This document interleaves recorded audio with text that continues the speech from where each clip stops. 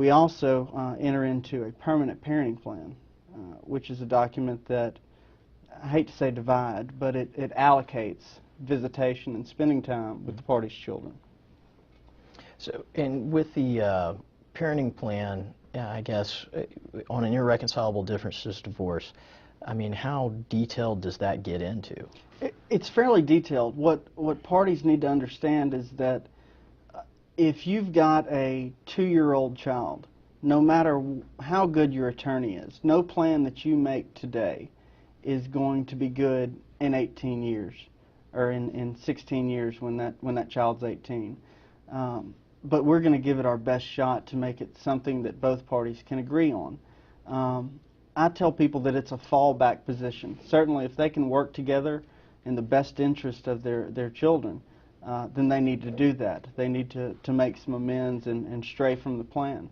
The plan is their fallback, where if they agree that they can agree on something, then they need something concrete to go back and look at. And that's what the parenting plan does. It'll spell out where that child will be on Christmas Eve in 2020. Mm-hmm. It'll say where we're going to spend spring break, summer, what days, what times.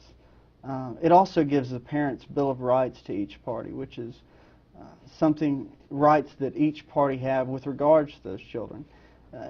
Things such as access to medical records, report cards, the right to be free of unwarranted derogatory remarks in the presence of the child.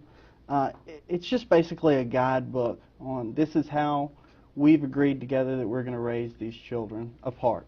And that's important because you really want to try and settle one of these divorces. You don't want a judge, and certainly I don't think a judge wants to decide where your kids are going to be spending Christmas Eve for the next, until they turn 18. That's something that you and your spouse really need to try and decide upon yourself. And the law understands that, so they do as much as they can to try and give you opportunities and try and push you into settling.